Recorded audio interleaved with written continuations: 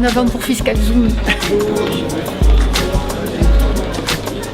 Merci d'être ici pour ce 3e Fiscal Zoom qui est consacré au contrôle fiscal des comptabilités informatisées et tenues de caisse. Nous sommes réunis pour parler d'un sujet qui préoccupe tous nos cabinets et tous les experts comptables avec les derniers textes, notamment le dernier décret très récent, et qui met de grosses obligations et de grosses responsabilités pour les cabinets d'experts comptables, mais également pour toutes les entreprises. Puisque l'administration a mis en ligne différentes précisions pour savoir ce que doit contenir le fichier. 1er janvier 2014, les vérifications de comptabilité vont démarrer par la remise obligatoirement de la comptabilité sous un format dématérialisé.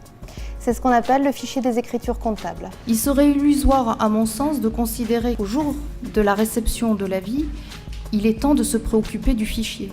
Il est normé, son contenu, son format sont spécifiés. Ce fichier n'existe pas naturellement dans les logiciels de comptabilité. Donc la première recommandation, ce sera de tester les logiciels pour pouvoir extraire ce fichier des écritures comptables.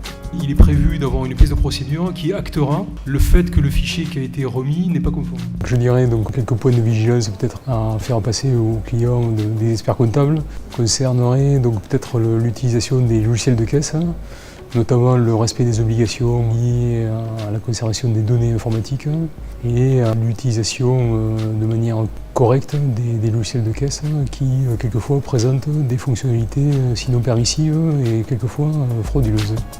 Ne cherchez pas l'essentiel des textes fiscaux qui sont appliqués cet après-midi, parce que finalement on nous a cité que 4 en gros. Tous les autres textes fiscaux, chers consoeurs, chers confrères, sont là-dedans. Je dirais qu'il faut au moins retenir 2 choses. Le premier tient à l'importance du fichier des écritures comptables. Nous aurons à regarder ce fichier pour en vérifier la conformité et regarder si les éléments qu'il comporte ne peuvent pas être interprétés au détriment de l'entreprise en cas de contrôle. Le second tiendra certainement à la vérification de la permanence du chemin de révision, considérant que dans nos cabinets, nous sécurisons une partie de ce chemin, mais qu'une partie relève du système d'information de l'entreprise.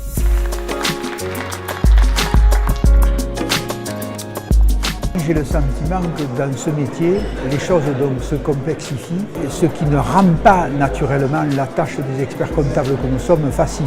On voit arriver des normes très dures en matière informatique et compte tenu de notre clientèle qui n'est pas forcément une clientèle d'ingénieurs informatiques, on sent bien qu'on va avoir quelques difficultés à respecter tout ça. Même si ces sujets sont un peu lourds pour notre profession et pour nos cabinets, nous devions de les aborder, qui plus est en présence de l'administration fiscale. Et je vous donne rendez-vous maintenant pour le 4e Fiscal Zoom avec un sujet que nous vous dévoilerons dans les prochains mois. J'espère que vous serez également très nombreux.